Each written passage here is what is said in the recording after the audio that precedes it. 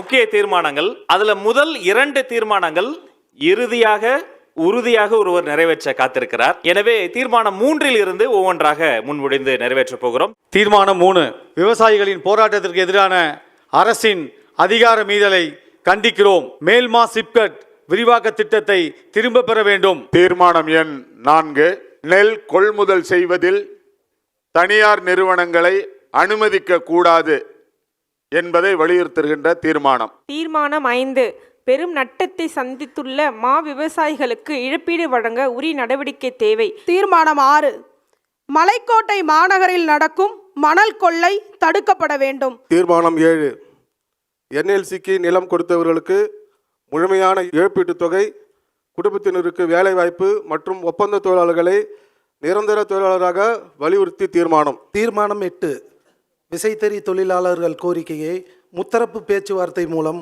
நிறைவேற்ற கோரி தீர்மானம். தீர்மானம் 9, திண்டுக்கல் மாவட்டத்தில் வாசனை திரவிய ஆலை தொடங்க கோரும் தீர்மானம்.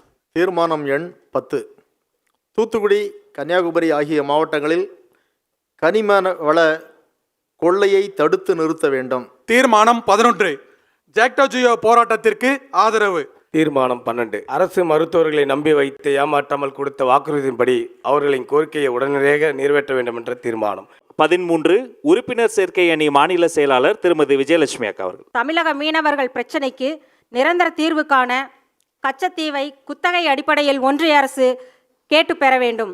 தீர்மானம் 14, இணை செய்தி தொடர்பாளர் திரு எஸ் ரமேஷ் அவர்கள். பேரறிஞர் அண்ணா அவர்களின் இருமொழி கொள்கைதான் எங்கள் தமிழகத்தின் உறுதியான மொழிக் கொள்கையாகும். தீர்மானம் 15, தேர்தல் நடைபெற உள்ள மாநிலங்களில் வாக்காளர் பட்டியல் சிறப்பு தீவிர திருத்தம் நடத்துவதன் வாயிலாக சிறுபான்மையினர் வாக்குகளை குறைக்க முயற்சிப்பதை தடுத்து நிறுத்த வேண்டும்.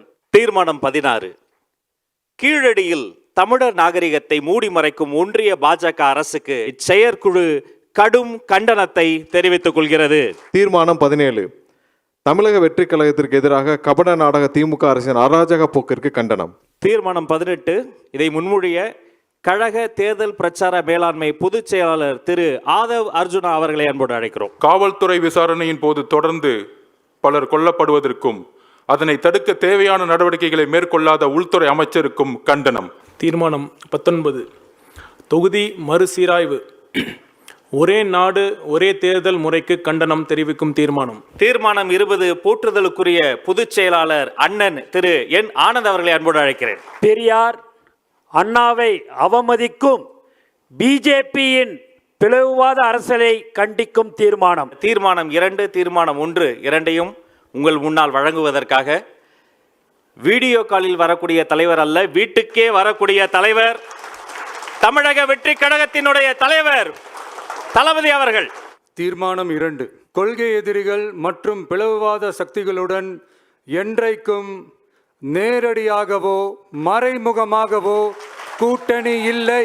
தீர்மானம் 1, நம்ம எல்லாரோட வாழ்வாதாரத்துக்கும் அடிப்படையா இருக்கிறதுல விவசாயிகளும் ரொம்ப முக்கியமானவங்க.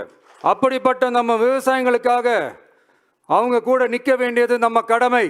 கண்டிப்பா நாம விவசாயிகள் பக்கம் எப்பவும் நிற்போம் நிற்போம் நிற்போம், நின்னே தீருவோம்.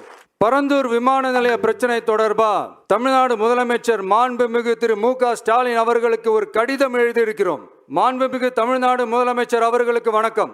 சாதி மதம் கடந்து தங்களோட குடியிருப்புகளை, விவசாய பூமியை, வாழ்வாதாரத்தை, நீர்நிலைகளை காப்பாத்த ஒன்னா நின்று போராடிட்டு இருக்கிற பரந்தூர் பகுதி விவசாய பெருங்குடி மக்களை தயவு செஞ்சு நீங்க நேர்ல சந்திச்சு பேசுங்க. உங்களுடைய அமைச்சர்களோ இல்ல உங்களுடைய அதிகாரிகளோ பேசக்கூடாது, நீங்களே நேர்ல சந்திச்சு பேசணும். அந்த இடத்துல விமான நிலையம் வராதுன்ற உத்தரவாதத்தை அவங்களுக்கு நீங்க கொடுக்கணும்.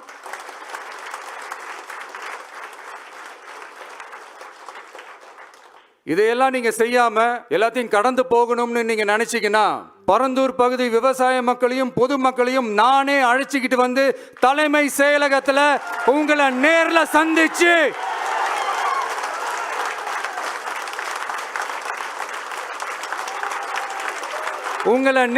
சந்திச்சு முறையிடுற நிலைமை உண்டாகும். அப்படி ஒரு சூழலை நீங்க உருவாக்க மாட்டீங்கன்னு நான் நம்புறேன். அதையும் மீறி அப்படி ஒரு சூழல் வந்துச்சுன்னா நான் ஃபேஸ் பண்ண தயாரா இருக்கேன்.